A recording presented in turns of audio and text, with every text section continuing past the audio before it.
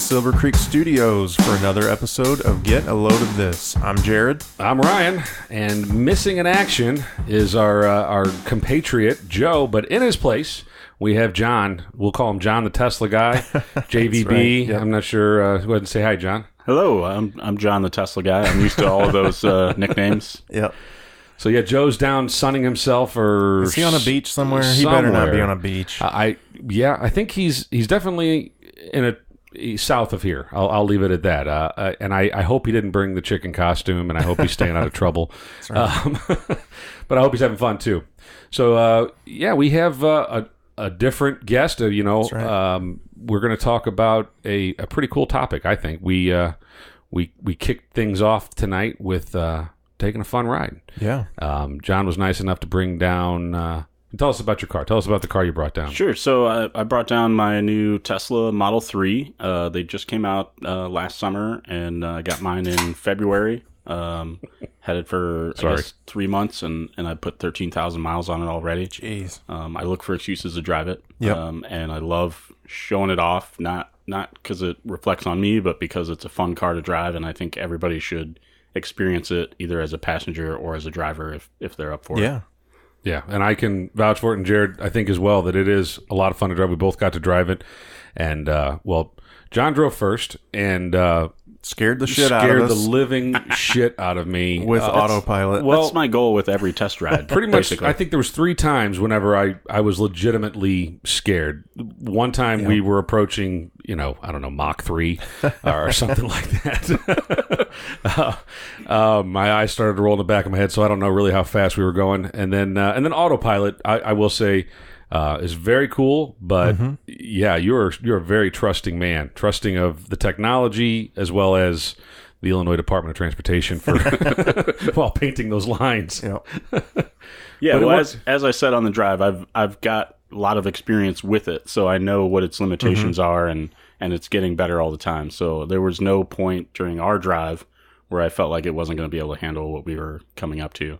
There are some situations where I'm less trusting of it, but we didn't encounter any of those. So now, if my wife had a Tesla, she would. I mean, when your wife gets a Tesla, whatever. But if she had one, she'd be like, "This damn thing doesn't work right. Something's not." And inevitably, she'd AutoPilot put me in a ditch again. I didn't do anything. And there's a lot of headlines like that already. My wife, on the other hand, is a fabulous driver. Has never had an accident. She's never totaled a car. Yep, and never complains when I talk about her on the air and her bad driving. But so tonight, like Ryan said, we went out for a drive in the Tesla Model 3, which is the newest model that you can get. And we kind of checked out everything from the dash, which is crazy cool. It's this giant touchscreen display.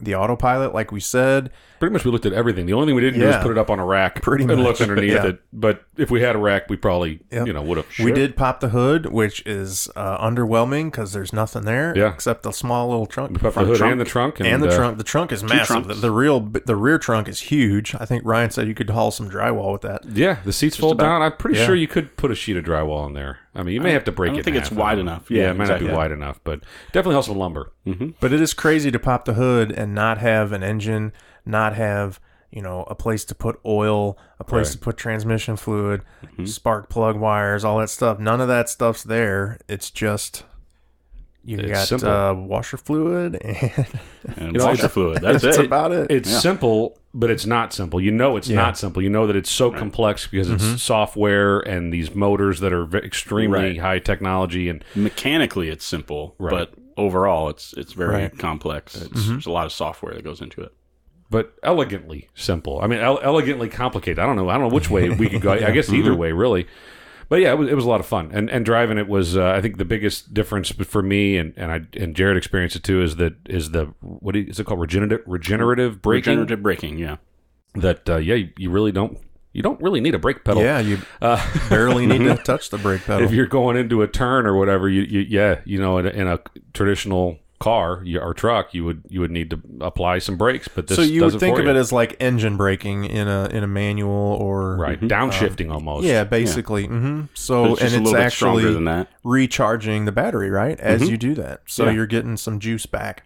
But you can feel it for sure. Now you could also adjust it to be kind of the standard regenerative or low.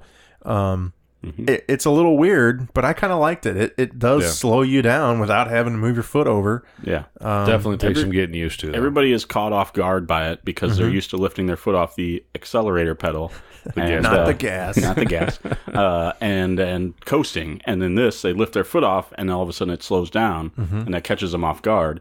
But also, anybody that drives it for more than a couple of days gets used to it and then finds it to be an advantage of driving an electric car because it's like one pedal driving. Yeah. You almost never touch the brake, and you have more control because not only can you accelerate with that pedal, but you can decelerate with that same pedal just by pulling back and adjusting how much you pull back. Yeah, I mentioned the golf cart analogy, not as an insult calling it a golf cart by any means, but it is kind of like it because when you're driving a golf cart down at the Lake of the Ozarks or something like that, you take your foot off the gas and the cart automatically starts to slow down. That's not braking. It just there's no go anymore, and it feels kind of similar to that, but definitely with a lot more power than a go-kart. Yeah. Well, that was the other thing. So the craziest thing about it for me is just the insane amount of power and torque that is right there instantly as soon as you hit that accelerator. Man, it's just it's head back in the seat and it just pushes you back 0 to 60 in nothing. In this one, it's I think 4.6 or 4.7. Feels something faster, like that. but exactly. I always say it feels faster because there's no shifting and there's no noise. Yeah. And I didn't, well, and I a didn't lot do of it from times- 0, but I did it from 45. I put Yeah. my foot on it, and I don't know how fast, 70 or 80 or something like that. And it I was think that's the quick. difference too, is that a Similar lot of feeling. cars, even a fast car, 0 to 60 might be quick, but 60 to 100 can take a little bit longer. Right. Yeah. This felt like, not that we were going We didn't 100, get to 100. Right. Close. except the one time. But But it's part just, where we went into Mexico where it's legal. it doesn't take long to get there. It's definitely a different experience, and it's quiet. And the smooth. instantaneousness it's hard to describe, but in a gas car, if you're going 60 and you mash the pedal, first it's going to downshift and it's going to suck in air and dump fuel in, and all that happens very fast. It's like a couple hundred milliseconds or something like that. But you don't realize how slow that is until you have a chance to experience something where the delay is measured in the single-digit milliseconds. And then every gas car feels pathetically underpowered after that. It really kind of ruins you for gas cars. Yeah. Yeah, try bragging to JVB next time you're in your sports car. Right. He's like, fuck you and your There was a show. gas guzzler. There's a show on, I think it's on Netflix. That's the world. I think it's just called The Fastest Car or something like that. Oh, yeah. But it's a series of episodes, and they pit I think 4 or 5 cars against each other. I think it's 4, and they do a quarter-mile drag with just sleeper cars is what they and then there's always one supercar. They have a Lambo, or they have something. They have a Ferrari. And they all all these supercars, they have this launch control, and they have all this technology behind it that is built to make this car run a quarter mile as fast as possible. And then someone will show up in some beater, but with a built engine and blow the doors off a Lambo. That didn't happen. Spoiler alert, but that didn't happen that often. And then the Tesla shows up. Well, there was no Tesla, but there was a Datsun, I think, that a guy had built himself. Like Datsun never... White Zombie? I think it's a white car. Yeah. Little white Datsun. Yeah. It's well known. I think it got wrecked in that episode. Yeah. So, again, spoilers, but it's worth watching still. It was a good show. I watched the whole thing from start to finish. And but yeah, seeing an electric car and seeing that car, it wasn't his fault. It was someone else. Otherwise, he probably would have won. But someone else had a malfunction and ended up taking him out with him. And I'd like to see that run again. I'd like to see him run against some of these supercars, and because it's amazing. I don't know what his technology is behind it and how it compares to Tesla or any of the other electric cars, but it is amazing. Similar. Yeah, it's the same concept basically. Yeah. And his is dated too. I mean, he's had that car in that format for quite some time. So his battery technology is somewhat older than Elon's. but it's still neat. It's cool stuff. And as I was telling John, I can't wait till they come out with a truck because I won't drive a car, but I would if they came out with a Tesla pickup. I'm on it, man. And it's in the works. Elon has talked about it several times that it's something he wants to do, and I think we'll see it in another 2 to 3 years. Yeah, that's cool. So how green? I have questions about you, John. So how green are you? Have you always been this way? That's a good question. Not that it's this way like you're special or anything. Right. Well, when I was about 8 years old, I got struck by lightning and this all happened. Yeah. I mean, I'm not a super environmentalist, I don't think. Growing up, I remember recycling was emphasized by my mom. So I was a little bit earth conscious, you might say. But I'm still not, like, even though I own 2 electric cars, I still don't have solar panels on my house because it's not cost effective for me. Doesn't make sense for you. Right. I don't plan on living there long enough to get the payback. I'd well, like they're to. not as fun as an electric car either. Well, yeah, that too. Exactly. So, I mean, I'm a believer in climate change, if you want to call it that. But I think the environmentalism is not necessarily the top reason for me driving an electric car. It's on the list, and it was one of the bigger factors before I bought it. Right. But as I tell people a lot now, I like to joke that if my Tesla ran on $6 a gallon whale oil, I would still want to drive it. I just wouldn't be able to afford it. Right. But it's so fun to drive that I wouldn't care what impact it had. Did you? Go ahead. Well, that's the big difference, it seems to me, with Tesla and some of the other electric cars, whether it's a hybrid or fully electric, is this is a legit performance car and luxury car. You're driving a Volt or a Bolt or a Leaf or whatever, and it's like, well, I guess it's kind of neat, kind of fun, but it's not a performance car. And I've driven a Volt and a Bolt, and they are both fun to drive relative to other gas cars in their sort of price category. They still have that instant torque, right? I mean, exactly, yeah. So they have a very similar torque feel to the Model S, or to the Teslas. But not quite as much top end or whatever, or quite as much acceleration. But that instantaneous response, throttle response, is there, and so that still makes them fun cars to drive. Right. So, but the Leaf is just ugly. Are you a car guy? I agree. Are you a car guy? I mean, have you always been a car guy, or not really? I mean, I inherited a love of Mustangs and Corvettes from my dad. When he first met my mom, he had both a Mustang and a Corvette. He couldn't afford either of them, so he had to get rid of them very quickly after he started having kids. Right. But growing up, he would take me to car shows, and he would be like, "Oh, I had this Corvette that was just like this one, but it was this color and blah blah blah and stuff like that." So I've always admired Corvettes and Mustangs, and my dream car was a Mustang up until I got my Tesla. Very cool. Yeah, so I think part of cars for me, and I own an old car, a '68 Pontiac, and it's got we were talking before we hit record here that my car is kind of the antithesis of John's car. That it's loud, it sucks gas. It probably gets between 7 and 10. 10 is pushing it, but it's loud, it's fast, it's heavy. It's there's nothing efficient about that car. Although the Teslas are heavy as well. The Model S is 4,700 pounds, and the Model 3 is around 3,600. Okay, well, look at that. See, we're right on the same page then. So yeah, but but part of what the appeal to those cars is the sound, is the and the smell. When it comes to old cars, they have a certain smell to them. But really, as far as performance and getting in a car and driving it, it's the sound of that exhaust. It's the sound of that rumble of the engine. And so I think there's a lot of people that are like that. Yeah, but I think there's something about that V8. Yeah, they could be easily turned. I think though, if you get behind the wheel of one, I think it's going to happen. This is what I say all the time: is people will see, because I take it to car shows and stuff, and guys will come over and they'll be like, "Oh, this is cool, but I would never be able to give up the sound of my V8 or whatever."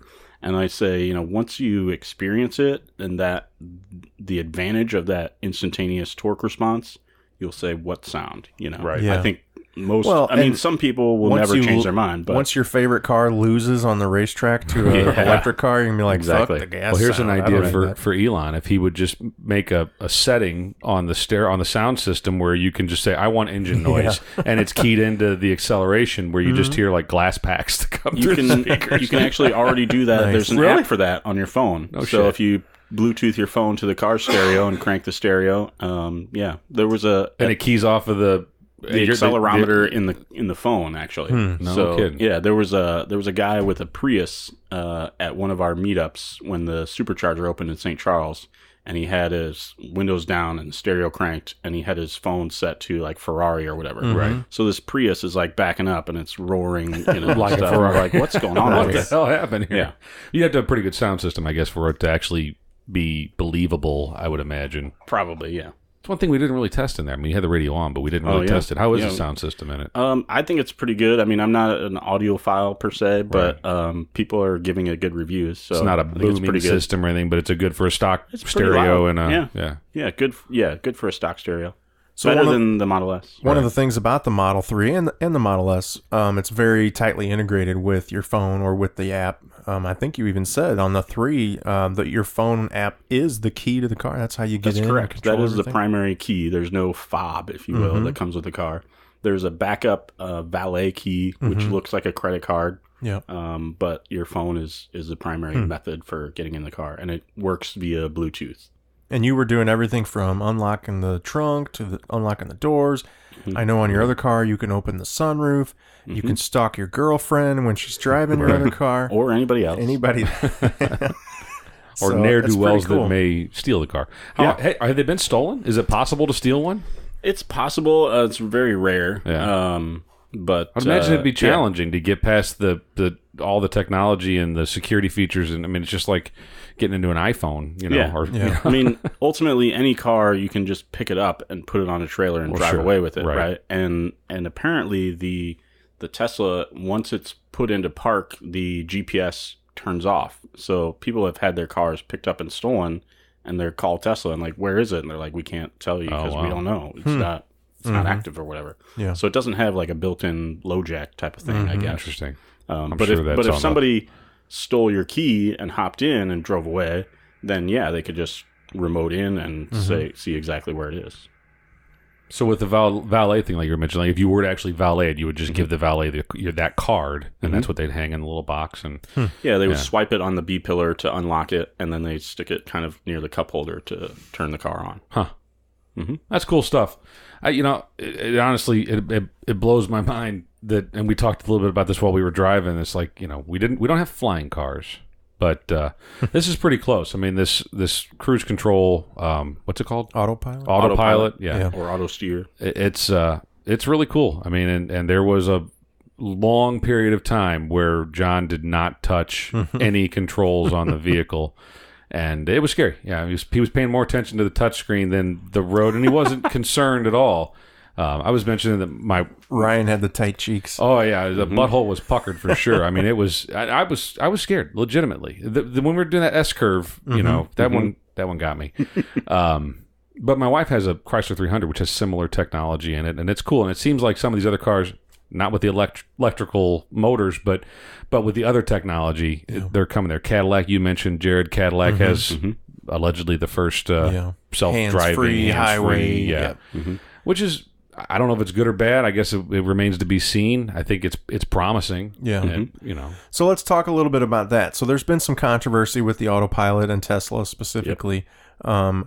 Generally, I always attribute it to a jackass driver who's not paying attention, but, it's possible that sometimes this autopilot gets confused or starts veering when it shouldn't. But how does it work? Take us through, you're supposed to have your hands on the wheel, right? Yeah. So first of all, when you get the car, the autopilot is not turned on, and you have to turn it on, and you have to agree to like a terms of service type thing or whatever that says you're going to pay attention. Then on top of that, every time you enable it by a couple of taps down on the stalk, a message appears on the screen that says, please keep your hands on the wheel, be prepared to take over at any time. So the way I often explain it is, it's like when you're in driver's ed and they have those cars with the second set of controls in the passenger seat. Right. You're the driver's ed teacher and the car is the teenager driver. So you're paying attention in case they miss something, basically. Right. And you can grab the wheel and take over at any time. And it's even easier than a teenager because it's a computer. If you try to take over, it's just gonna go, okay, you're in control. It's all you, buddy. It's not gonna fight you at all.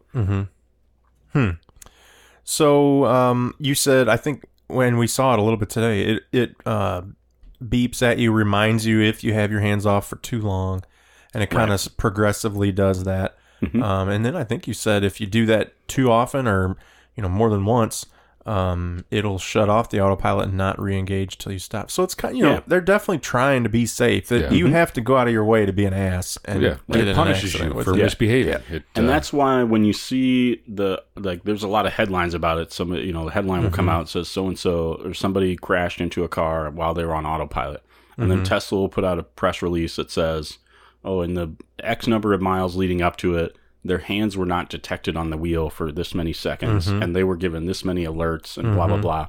And it's worded in a specific way. It says hands were not detected on the wheel. Maybe their hand was on the wheel, but they weren't applying any torque to the wheel. And then they got a message that said they needed to put torque on the wheel, and they ignored it. Yeah. And so that implies strongly that they probably weren't paying attention, and maybe they were on their phone, or maybe they were in a conversation. Who knows? Maybe they were listening to Get a Load of This. Maybe. On their podcast. Yeah, exactly. Could be. Which we addressed as well. That is one downside to this vehicle is that apparently there's no real easy way to get podcasts. I mean, you connect your phone. Yeah, you can connect your phone. Right. Yeah. But through the actual interface. But then again, there isn't in my truck either, so who am I to bitch about? I got to go through my phone too, so never mind. It's still perfect. I think I demonstrated that on the drive, what it looks like if you literally take your hands off the wheel. Eventually, I mean, the timing is not consistent. It depends on the conditions. But at some point, it will say, hold steering wheel. If you ignore that, then the screen starts flashing. And if you continue to ignore it, eventually it will beep at you. And if you go through that whole sequence, the third time that it gets to the beep, it will actually beep really loudly and say, auto steer unavailable for the remainder of this drive.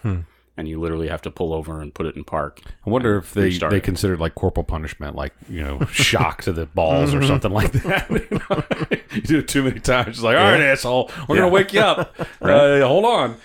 No, I think that Elon's got some amazing lawyers, is what it sounds like to me. I mean, it's all good technology, but I think that a lot of that is driven by lawyers, and it's as it should be, because if I'm running that company, I want to cover my ass too. Right. And you're going to have people that test it. We did tonight, but I'm sure that there's more extreme testers out there that are trying to see how far they can push the limits. Going 90 or whatever. I've done more extreme testing than we saw tonight, and obviously, if I know it's a case where it might be on the edge, I'm paying even more attention and keeping my hands closer to the wheel or whatever.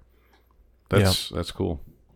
So let's talk a little bit about the Tesla owning experience. What is it like to buy a Tesla, bring it home? What do you got to do? Do you charge this thing in your regular outlet in the wall? What do you do? So the first of all, the purchasing experience is a little bit different because Tesla doesn't technically use dealerships. They have corporate-owned stores. So every place you go to see a Tesla is a Tesla store. It's not owned by Don Brown or whoever. I mean, those are local guys, but it's not franchised out. And then when you place the order, whether you do it in store or at home, you're doing it online, and then you customize the car to your specifications, and then they build it and they deliver it to the nearest store or service center to you. At one time, they would deliver it to you anywhere. So my first one was delivered in my driveway, actually. That's cool. But now they prefer to have you pick it up. It's just easier that way. And then what was the rest of the question? I guess. Well, so once you get at home, how do you charge that sucker? Sure. So that's a big common question is, what's it like charging? And people always want to put it in terms of a gas car because they think like, I go to the gas station and it takes me 5 minutes to fill it up. So I want to know, how long does it take to fill it from empty to full? And then that's where, when people ask me that, I feel like I have to educate them a little bit because it's not quite the same. I try to say it's like having a gas pump in your garage. And so every night you get home and you fill it up. And yeah, it might take a few hours for it to fill up, but you don't care because it's in your garage. And so it's actually more convenient than a gas car because I don't have to go to a gas station every day or every week or whatever. The only time I go to a charging station is when I go on a road trip, because every day I wake up to a full tank. Which he does all the fucking time. That's true. So I guess you never get a big gulp. You never... No, I still do some of that. Yeah, it varies. It Are depends. some of these charging stations at like a gas station or something, or a handful convenience store or whatever? So yeah, so there's a couple different things when you refer to a charging station. There's what we often call public charging stations, are the standard that I think GM and Nissan came up with. It's called J1772, real catchy name. And you'll find those sprinkled all over town and all over the country. There's like 30 or 40,000 of them across the U.S. And those are relatively slow. They'll give my car like 15 to 20 miles of range per hour. So when people ask about charging around town, I always say I would never use those because I can charge faster in my garage and it's more convenient. But then additionally to that, Tesla has their own network of what they call superchargers, and those are many orders of magnitude faster. They can give in the Model S, I think it's they say 170 miles of range in a half hour, or a full charge, which is like 250 to 300 miles in a little over an hour. And then the Model 3, in terms of miles per hour, actually charges a little bit faster because it's more efficient. So at the same power rate of, I think it's 120 kilowatts, you can get more miles of range in a smaller amount of time. So when I go on road trips, I go 150 to 200 miles between stops, and then each stop is usually 20 to 30 minutes. What if you used plutonium? Have you tried that? Well, how many gigawatts can you get out so of what? Seriously, if you put banana peels in. Right. Why isn't there a solar panel on the roof of it? That's another common question. Basically, it's not cost effective. You could put a solar panel on the roof for a few $1,000s, and then it would give you like 3 miles of range per day. Okay. So if you had it parked outside, it's just not enough to make sense of putting it on. Right. There was an optional solar roof on the Prius, I believe, at one time, and but it didn't actually charge the battery of the car. All it did was ran a fan to exhaust hot air. Oh, that's stupid. Yeah. And it added 1,000 pounds. Right. Yeah. Well, there was an episode of Black Mirror. I don't know if you ever watched that show, but there was an episode that had really very little to do with smart cars, but they're all set in the near future, and this young lady, I think it was called Black Museum was the name of the episode.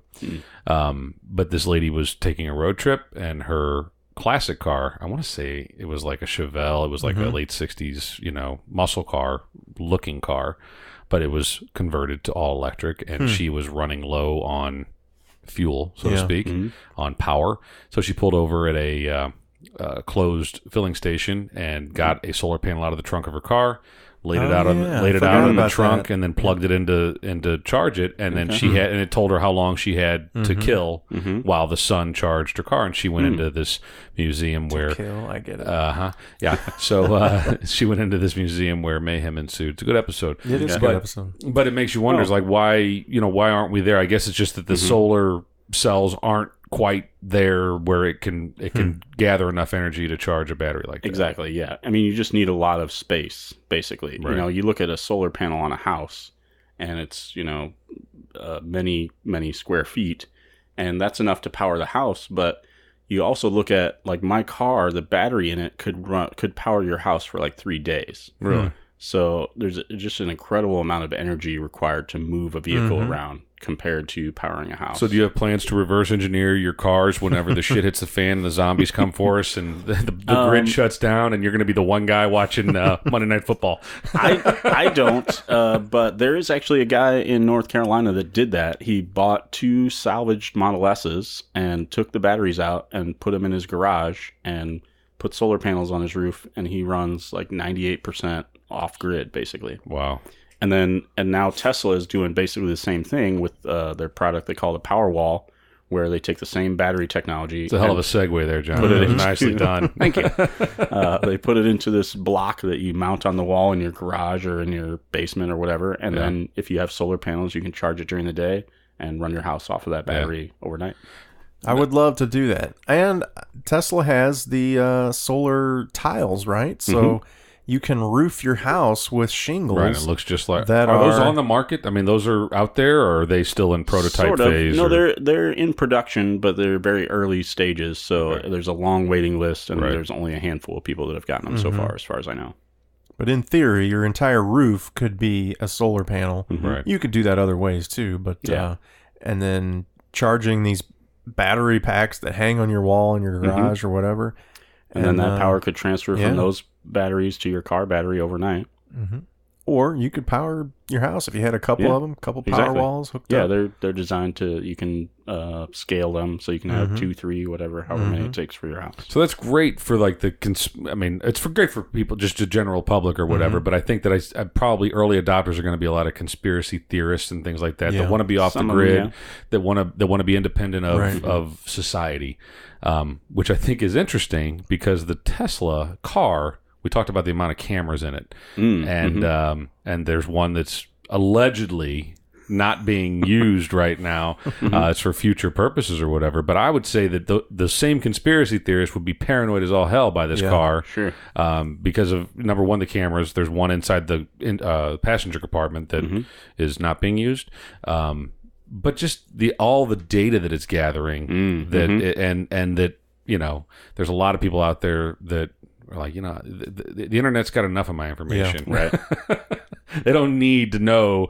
And we talked about that a little bit, how Tesla says it's your data and they're not going to share it. But I question, not that I don't trust them, but I question some of that. Sure. And I would be paranoid as hell about that camera. I just, you know, there's been cases about the TV manufacturers with cameras on the televisions and cameras on your laptop computer, and little piece of tape. There would be a piece of tape. If I owned that car, there would be a piece of black tape over that camera. Not the ones outside the car; those are critical. But no, I just think it's interesting that it kind of, there's an appeal to both ends of that spectrum. Yeah, you know? Yeah, exactly. Well, it's the same with your smartphone or whatever. You know, you love all the things that it can do for you. You utilize that technology every day. It's so convenient. Yet we're all a little bit frightened of, you know, the privacy concerns and the, you know, what are they collecting? But in the end, you don't care as long as you can check your sports and download your... share your photos with grandma. Yeah, right. Well, and the point that you made about how Tesla, you'd said that there was, I guess, a case, or there was some... This had come up before, where the data that they gather from, it's all stored in the car. And it's not... That's my understanding. It's not in the cloud, or if even if it is in the cloud, if you go to a dealership and it uploads it, it's still your data, and it's not shared with any other third parties. Which there's probably some lawyer that wrote up that agreement that you click through whenever you first log into the car. But yeah, you know, why doesn't the same thing occur? It isn't, you know, if I do something on my phone, isn't that my data? How come the same rules don't apply there? You know, I guess we're going through a lot of that. Everybody's seen the litany of emails you've gotten over the past because of the Europeans changing the rules, but.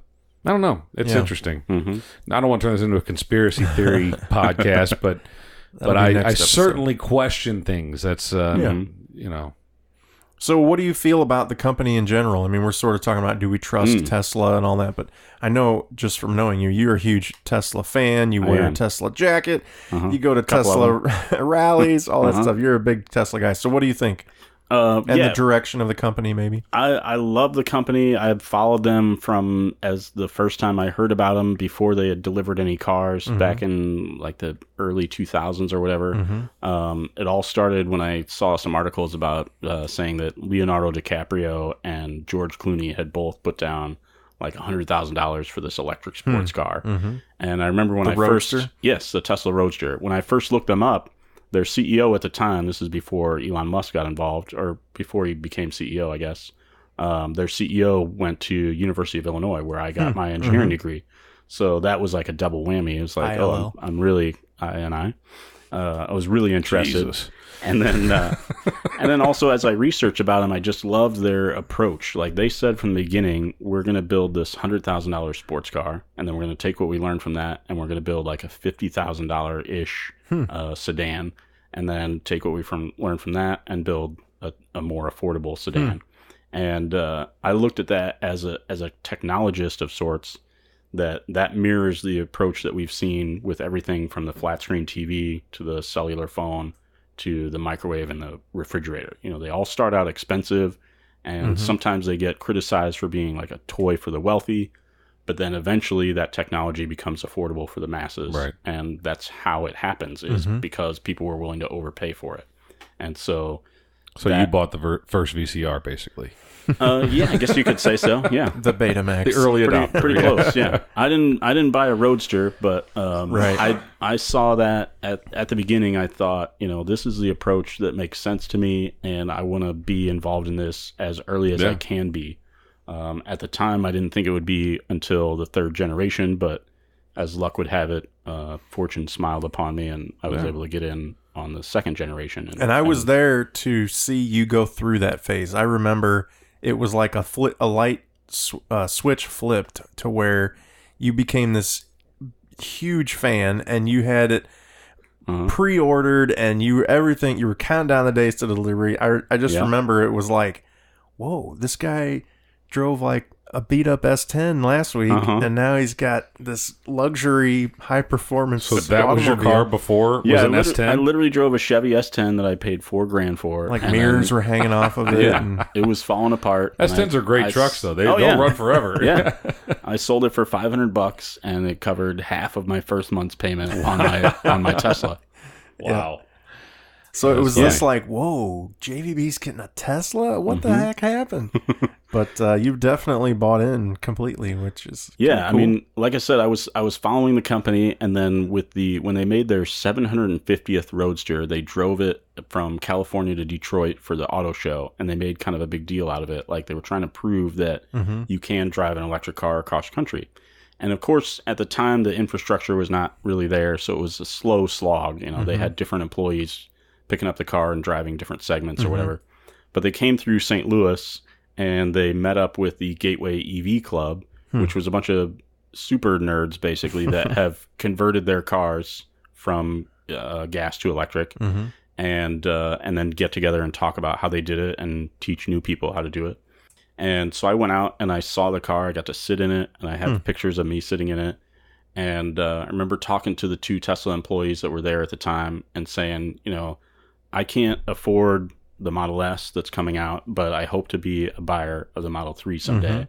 And they were like, great. Like their approach from the beginning, they were bought into the same idea that I was bought into, that, this is going to be a mass market car company eventually. And so they were very open and friendly from the get-go. And, like I said, as luck had it, I a couple years later, I got a job offer with a big raise, and they sent me to DC for orientation. And while I was out there, Tesla had, I think, like 6 stores across the country at the time, and one of them was in DC. I remember that, yeah. I went, and I saw they hadn't even delivered any cars yet, but they had a beta model that you could sit in. And I spent like an hour sitting in the car, talking to the sales guys, taking 100 photos. And I thought, with the money I've saved up for a Mustang, plus this new raise, I think I can make it work. And I went home and I built a spreadsheet and crunched all the numbers. How much am I going to save on gas? Right. How much is this payment going to be? All this kind of stuff. And and that was kind of the thing at the time. I'm assuming they still do. Tesla even provided a sort of a graph and a way that you could calculate how, if you're spending this much on gas currently, you're going to spend this much on oil changes and maintenance and whatever. That's how much can go towards your, car payment. Basically, this is how you can afford to buy a Model S. Which is pretty cool. Done a little bit of that. It gets a little tricky because people will criticize it no matter what you do. So they're a little conservative in terms of estimating how much you save on gas. Yeah. Like at one time it said you're going to save this much on gas, plus if you make this much per hour, you're going to save a half hour a week by not going to the gas station. But they eventually dropped that because I think some people were like, that's taking it a little too far or whatever. Right.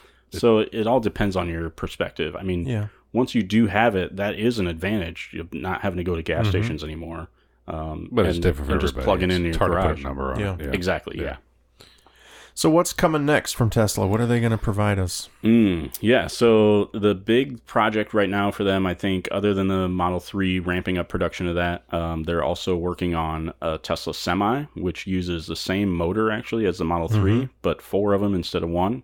And then also they have a next generation Roadster coming out. I think the Semi is in 2019 and the Roadster is in 2020.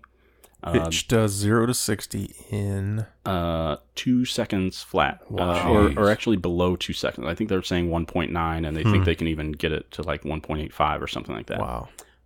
And it'll have a 620 mile range, I think. They basically took the battery of a Model S and doubled it, so all that much more power available. And it'll have 3 motors, 2 in the back, 1 in the front.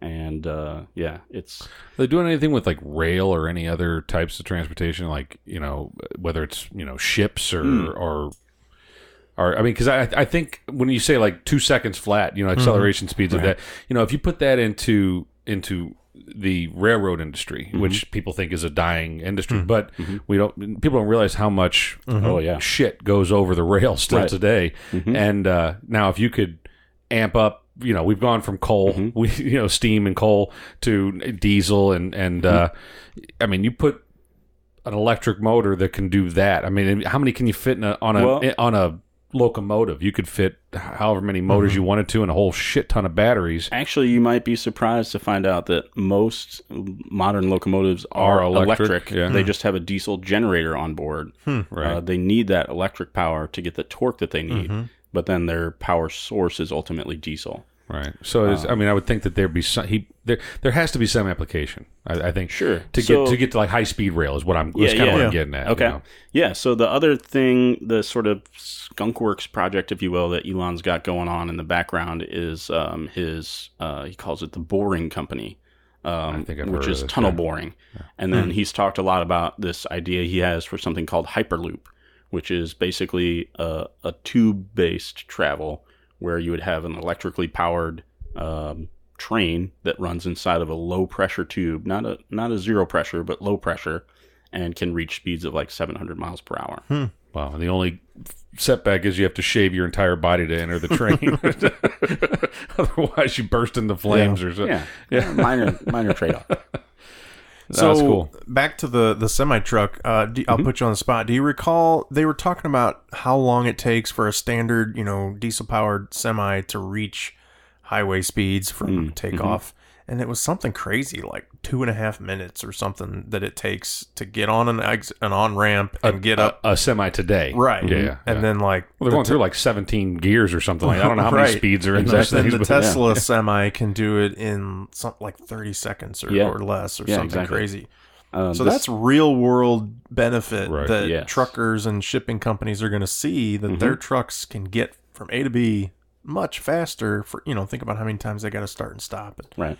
Well, and more importantly to the truck owners is the cost benefit that, because the disadvantage to electric powertrains is that the batteries are expensive. And so the upfront cost is more, but the operating cost is lower.